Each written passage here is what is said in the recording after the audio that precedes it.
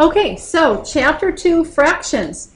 So we're going to be looking at multiplying, dividing, adding, and subtracting fractions. And believe it or not, the multiplying and dividing are the easier of the two to do for fractions. It's the adding and subtracting that gets a little bit cumbersome. So we're going to start with multiplying fractions, then go to dividing, and then we're going to look at adding and subtracting. Okay?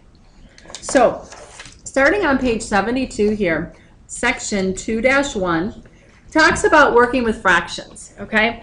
And I'm certain that a lot of this, again, this background information, you're quite familiar with. And so basically, when we have, in this case, a piece of lumber, and let's say we want to cut it into two pieces, we would say that the fraction of what we have left over, like the blue part here, is 1/2 of the actual original piece of lumber.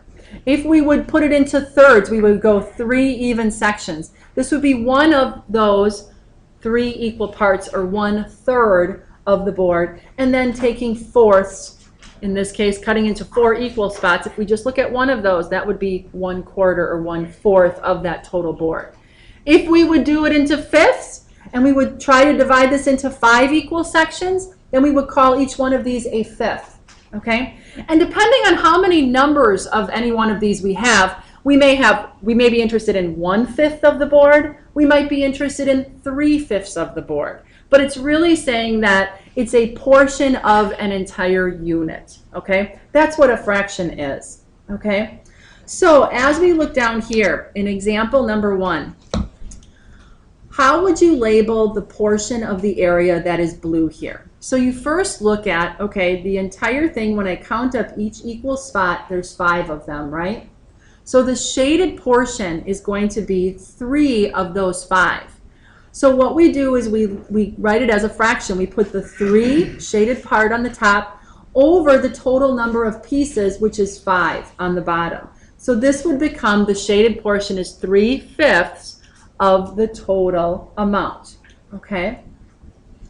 Now the next one, it says your turn. In the collection of letters here, H, H, H, H, P, P, and T, what fraction are H's? Okay, well, we count up. There's 1, 2, 3, 4 H's, right? We put that on top, and we put it over the total number of letters there are. And if you count them up, there would be 7. So 4 of the 7 letters, if you would, are H's, or 4/7. Okay? Now, when we look at fractions, we always have a top number and we have a bottom number. The top number is called the numerator. The bottom number is the denominator. Okay, so just kind of familiarizing ourselves with that vocabulary. Top is numerator, bottom is denominator. Okay. So here at the top of page 73, I'm going to zoom in just a little bit. It says a paperback book costs $6 and I have 5. Okay. What fraction of the cost do I have? Write the answer as a fraction, okay? Now, the numerator is going to be the amount that you have. You're going to put that on top. I have $5. So in here, we could write $5 is going to be for our numerator. Denominator is going to be the total cost in this case. The amount that I need is $6. So I don't quite have enough, but I have 5/6 of what I actually need, or of the total cost. Does that make sense to everybody? Okay, so kind of setting it up in a little bit different application. A little bit more practice here. It says complete the following sentences by writing the correct fraction. If we divide a length into 8 equal parts, each part will be blank of the total length. We would say that it's 1/8 of the total. Okay, each separate length would be 1 equal part. Oh, just so you know, in these problems inside, the answers are down here below. So if you want to, look, try it yourself first and then peek, they're here. Then the second part says, then 3 of these parts, okay, equal parts, is going to represent 3/8, correct? So 3/8. 8 of these parts would be 8/8, or equal to 1 whole piece, right? Or 8/8. And then 10 of these, we would say 10/8. Oopsie. It would be if we go into simplest form, but just kind of looking at 10 of all of those, which is actually more than 1, would be 10/8 of the total length. Okay? Now the next subject that they have here on page 73 is looking at proper and improper fractions. A proper fraction is going to be a number that is less than 1, okay? As we would suppose a fraction would be. So anything like our common numbers of 1/2, 2/3, 1/4, 1/5, something like that. Something less than the total whole part, okay? Something less than 1. An improper fraction is where we're going to have something that represents a quantity greater than 1. So I like to think of it as when that top number is larger than the bottom number. So in this case, let's say I have a total length, the standard is 8 inches, but I have 11 of those 8 inches, so I would have 11/8. That's an improper fraction, okay? So the top number, the numerator, is greater than the denominator, the bottom number, okay? So here, on page 73, in your turn, circle the proper fractions in the following list. So again, a proper fraction is something where it's less than 1 if we would actually do the division, but we can say that the top number is less than the bottom number. So here, as we look here, 3/2, proper or improper? Improper. It's an improper, so we don't circle it, right? We're only circling the proper fraction. What about 3/4? Proper. Proper, yes. 7/8? Proper. Proper. 5/4? Improper. Improper. 15/12? Improper. 1/6? Proper, yes. 35/32? Improper. 7/50? Proper. 65/64? Improper. 105/100? Improper. Okay, so our propers were the 3/4, 7/8, 1/16, and 7/50. Excellent. Okay. The next section at the bottom here talks about mixed numbers. When we have that improper fraction, we're not going to leave it as an improper fraction. We're actually going to make it what we call a mixed number. We're going to pull out the wholes, the amount of whole numbers that are in there. So here you'll notice that the standard is going to be equal to 3 parts of 1, so 1/3 each. Now, when we have 7/3, that means we have the same size of 1/3 of that unit of 1, but we have 7 of them, okay? So turning the page, we can rename this, or they call it regrouping, where we can say, okay, one of these is 3, so that'll take up 3 of the 7. Another one of those equals another 3, so that's 6 of them, and there's going to be 1 left over, okay? So we end up having 2 wholes, do you see that? 2 with 1 left over. So we can take that 7/3 and we can say it's going to be 2 wholes plus 1/3 left over, or 2 1/3. Now, if you're from my generation, we did this a little different. We didn't do this regrouping. We actually kind of did a division in our head. Not in our head, but with the numbers here. We said, okay, we look at that top number, since it's larger than the bottom one. How many times does that bottom one go in there, right? Twice. It goes in twice. That becomes our whole number out front. And how many are left over? That's going to be the number on the top here. So if it goes in twice, 3 times 2 is 6. To get to 7, there's still 1 left over. That goes up top here, and then we leave our denominator as 3. So 2 1/3 is how we did it. And now I know they do the regrouping. The regrouping is nice because it gives you kind of a graphical of what's actually happening, okay? So either way that you do it, you'll notice that they do this process that I just talked about in the example below, okay? So here we have an improper fraction of 13/5. So we're going to take, first step here is we're going to take 13 divided by 5. And the whole number that it does, so we say 5 goes into 13 twice, right, evenly, and the remainder is 3. So the 2 is going to be our number out front. 3 is going to go in the top portion, or the top of the fraction of the numerator, and then we keep our 5 in the bottom there for the fifths. So 2 3/5. Now, let's say we start with 2 3/5 and we want to put it in an improper fraction. We just go the opposite, don't we? We say 5 times 2 is 10, plus 3 is 13, so it would be 13/5 then. So it's kind of like, you know, in one direction and then you go backwards in the other direction. So let's try some of these on our own. at the bottom here of page 74, it says write each improper fraction as a mixed number. Okay, so A here, I got a piece of paper, is 9/5. So when we have 9/5, that's an improper fraction. We want to make this a mixed number. So we want that whole number up front and then a fraction in back of it. So we say, how many times does 5 go into 9? Once, right? So I'm going to put 1 out front. Now when I do that and I take 5 divided by 9, it's going to go in. How many are left over? 4. So I'm going to put 4 on top, and then I'm going to put it over the same denominator of the fifth. So 1 4/5 is the equivalent mixed number of 9/5. Okay? Let's do another one. Let's do C, 27/8. So 27/8, okay? Improper fraction here. So we want to put it as a mixed number. 8 into 27 goes how many times? 3, so that's going to be our whole number. So 8 into 27, 8 times 3 is 24. How many are left over to get to 27?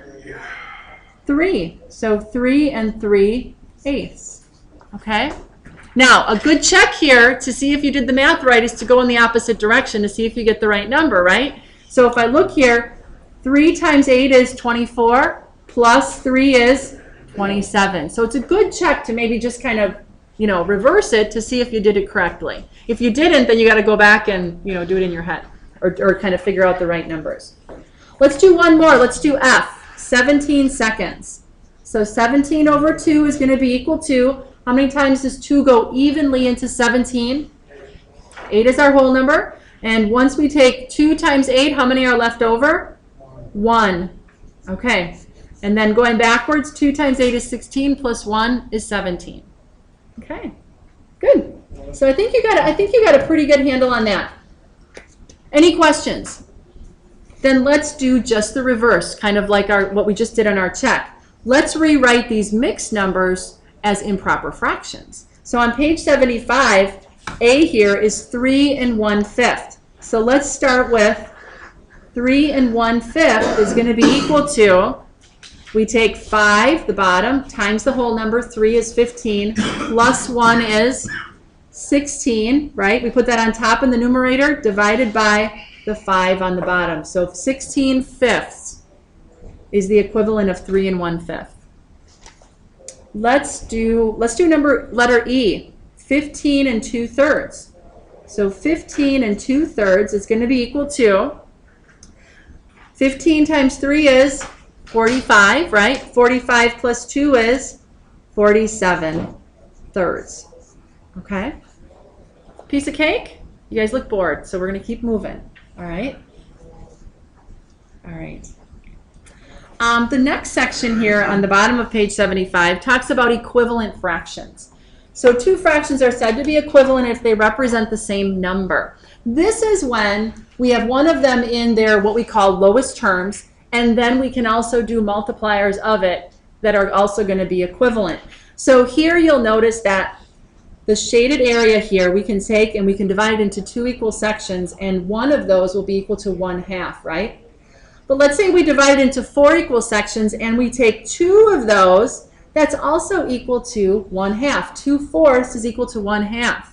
So you'll notice here that 2/4, 3/6, 4/8, and 5/10, and so on would all continue to reduce to what we say lowest terms of 1/2, correct? Everybody familiar with kind of putting things in the lowest terms and seeing how these are all equivalent fractions?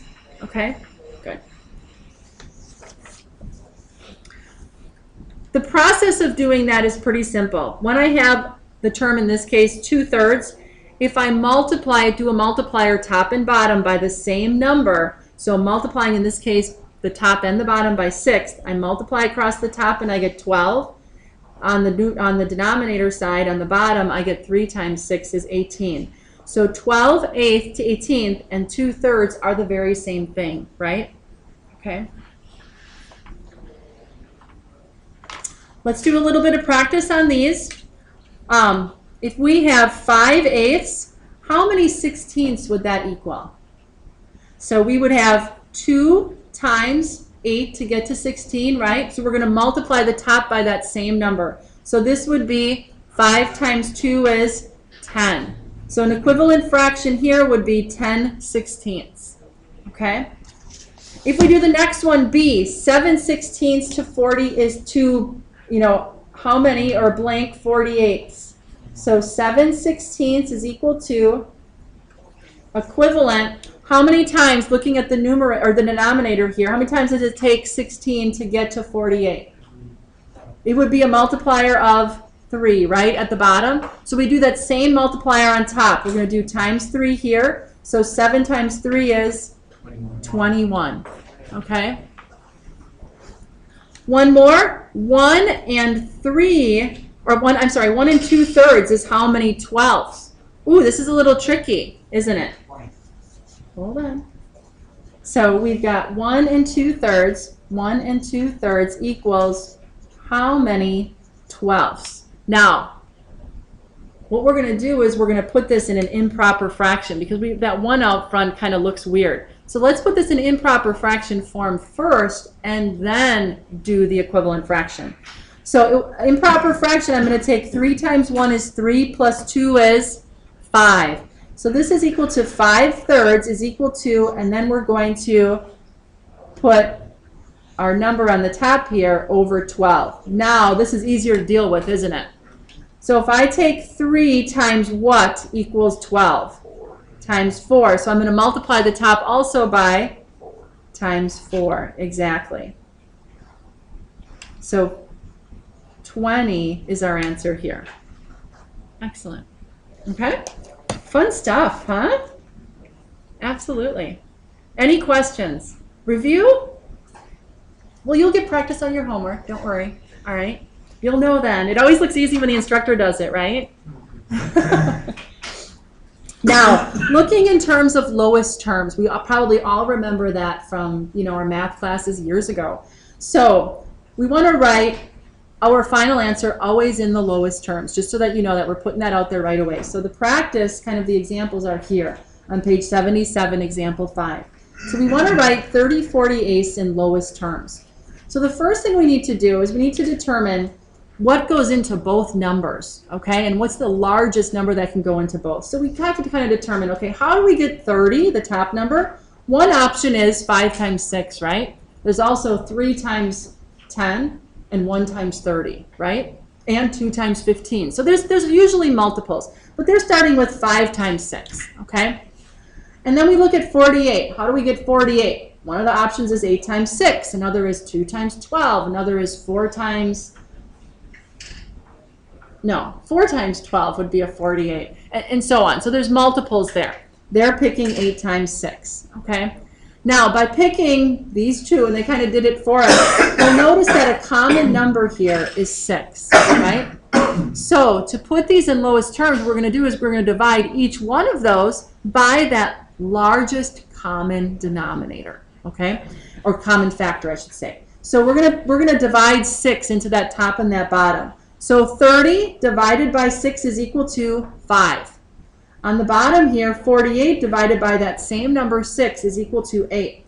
Now we look at this number. Is this number in lowest terms? Can we divide anything equally into both of them? No, and indeed it is. Because 6 happened to be the largest common factor, which then in one step we get to that lowest common denominator, or lowest terms.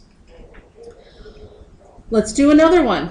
Okay, example number 6 here. We've got 105 over 90. We want to put it in lowest terms. Now, I look at these two numbers right away, and I'm going to say 5 goes into both, right? Okay, but can anything larger than 5 go into both? It seems it does. Evidently 15 does. I would personally start with 5 and probably then reduce it by 5 again and by 5 again. It's okay to take it in steps. I'm not interested in, did you find out the biggest one first of all, but if you get to the final answer and you have to do it a couple times, that's okay. Is it easier to do this way, or should you do the 1/3 or turn into a proper fraction 3? Oh, it's easiest to work with, when we're putting in lowest terms first, it's easiest to work with the improper fraction so that you're not dealing with that whole number out front. Sometimes it gets a little sketchy. But you could leave it there if it looks pretty obvious, okay? So they have this in an improper fraction form. Like I said, 5 would be an obvious one here to start with, but notice that 15, if you go up to 15, you can do this right away in one step. I'm certain I would have probably done it in 2 separate steps, and that's okay. Multiple steps. Yeah. Too much trial and error to figure out 15. Yes, I agree with you too. Okay, so whether it's, and sometimes when you have those even numbers too, maybe you don't know what that highest number is, but start with the 2, then the 4, then the 6, and then see what you get with or go with. So I am not interested in did you hit the largest common factor, and I'm not interested in did you do it in one step. I'm interested in what is your final answer, and as long as you got there, that's fine. Okay, does that make sense to everybody? Okay. So let's get a little practice here on page 78 in the Your Turn section here. Write the following fractions in their lowest terms, okay? Let's just take a couple here to get some practice and make sure we know what we're doing, and then we'll move on. We won't do all 8, okay? Let's start with a less obvious one here. Let's do E. 15/84. Okay, see if there's anything there. 15/84, and we want to put this in lowest terms. Okay. Now, I would look at these numbers right now. 15, I know that 5 is a factor. I know that 3 is a factor, right? And so I'm thinking 5's not going to work because 5 will not go into 84 evenly. So 3 is probably the factor that works. So I'm going to take my calculator, I'm going to divide 84 by 3 and see if I get a whole number. I do. Okay, it's 21. So I would take here and I would divide, I'm going to actually write next to it, divide 15 by 3 and I'm going to get 5. And then I'm going to divide 84 by 3 and I should get 21. So 28, did I do that? 84 divided by 3. Yes, how did I get 21? I think I did. No, that's 60. There we go. Yep, 28. You know, it is really just to keep you guys on your toes, you know. It's by design. Monday. I think it's 3 now. Sorry. Oh, okay. It's Monday. Okay, I'm glad that you guys understand. So, all right, so here's 15/84 in lowest terms. Okay, let's do another one. Let's do letter F here. So we've got 35/21. Okay, so what are the factors of 35? 7 and 5, right?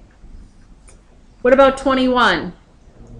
7 and 3. So the common one right now is 7, right? So we're going to divide both sides, or I should say top and bottom, by 7. So 35 divided by 7 is 5. 21 divided by 7 is 3. So 5/3. And here too, then we look again, can 3 go into 5, or is there a common? Nope, 1 is the only one left, right? So we know that it's in its lowest terms. Good. So any questions about lowest terms, or is that familiar and you know how to do that? Okay, good. Now, the next section here, a practical application of this idea of lowest common terms, or even the application of the fraction, is when we look at the slope of something, or the pitch, in this case of a roof. The pitch of a roof is going to be what we say is the rise over run. You've maybe heard of that in describing how something is at an incline or a decline, okay? So the pitch, in this case of a roof, is the rise over or divided by the value in the run. So if we take this roof on the left-hand side here, the rise is 8 feet, and the run, the horizontal dimension, is 24 feet. So we would say 8 feet over 24 feet is the actual dimensions that we get when we measure this roof and what the incline will be, or the slope. But you'll notice that 8 and 24 are not in their lowest terms, right? So we could close the door there if you don't mind, so we're not hearing the pounding. If we take 8 and 24 and we divide them, by a common factor. In this case, you'll notice that they divided by 2. They ended up with 4 over 12. Is that in lowest terms yet? No. Could we go further with this? We could. We could do 2 again, right? And we would get what? 2 over 6. Okay? Could we do it again? Yes. So 1/3 would be the lowest terms in this case. Why do you think they stopped at 12 here?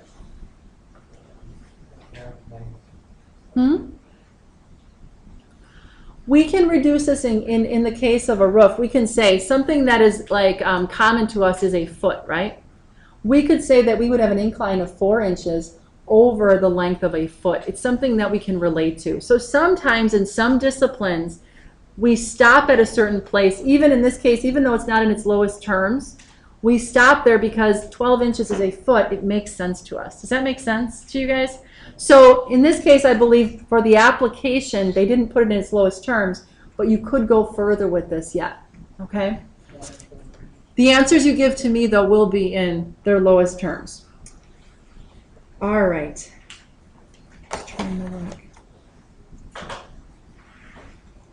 Another thing that we might be interested in as we look at fractions is comparing them and determining which one is larger or smaller than the other.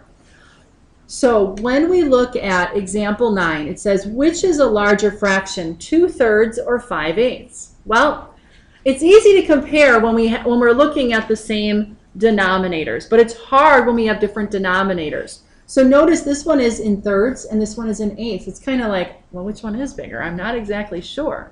So what we need to do is we need to make them common, okay?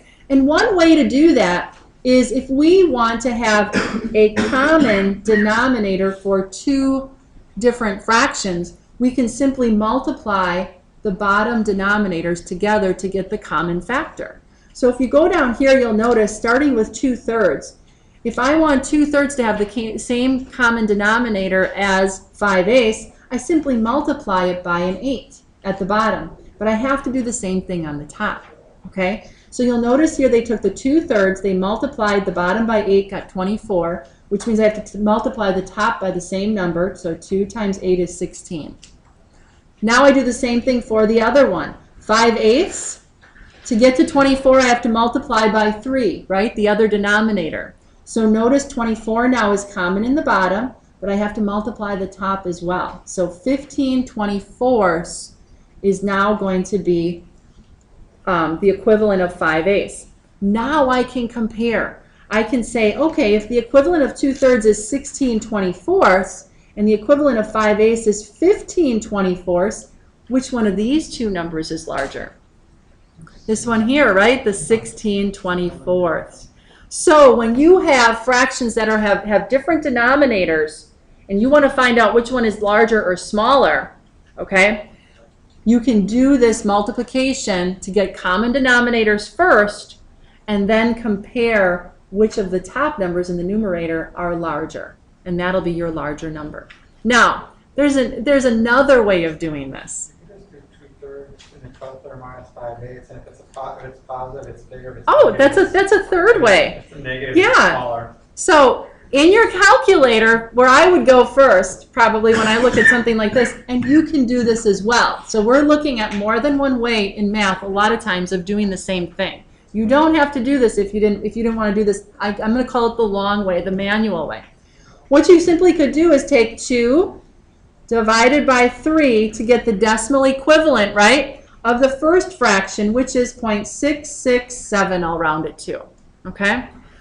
Then I'm going to do the decimal equivalent of the second one. I'm going to take 5 divided by 8, right? You guys know how to do that. And that's going to be 0.625. Which number is larger? The 0.667, right? Feel free to do that as well, okay? I'm totally fine with that, all right? So when we go down here for your turn and we actually have homework that you will be deciding which one is larger, go ahead and use the calculator method. You don't have to write it all out if you don't want to. If you you do this and you prefer that, go ahead. But go ahead and use the calculator. So let's practice. Let's decide Which one is larger here for A? 3/4 of an inch or 5/7 of an inch? 3/4. Well, 3/4. Let's see. Let's see. So if I take 3/4 and I get the decimal equivalent, 3 divided by 4, 0.75. You may already know that in your head. So this is 0.75. And 5/7, so 5 divided by 7 equals 0.714. So indeed, 3/4 of an inch is larger. It's the 0.75. Okay? So any questions on determining which fraction is larger doing either method? Okay? Good.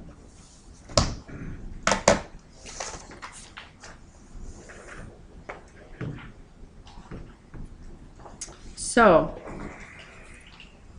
on the bottom of page 80 starts a section of just like a little bit of a review of the things that we were just looking at. I'd like to pull out a couple of these problems just to make sure that these things that we've been talking about in the last half hour are good and solid. So at the bottom of page 80, I'd like us to do number 1 and 3. Write the improper fraction of the mixed numbers. Okay? So page 80. Number 1, do that one first. It's 2 1/3. So 2 1/3 as an improper fraction is going to be equal to, I'm going to take 3, the denominator, times the whole number, which is 6. So 2 times 3 is 6, plus 1 is 7. So 7/3 is the improper fraction of 2 1/3. Number 3, 8 3/8. Okay? Improper fraction here is 8 times 8, 64, right? Plus 3 is 67/8. Okay? Feel comfortable? Let's do one more. Let's do number 9 in that section. So 4 5/6. Improper fraction here, we're going to take the denominator, 6 times 4 is 24, plus 5. So 29/6. Check me on that one. Okay, thank you. All right. So good on that. There is a portion of your homework you'll have to do that. So we want to make sure we know how.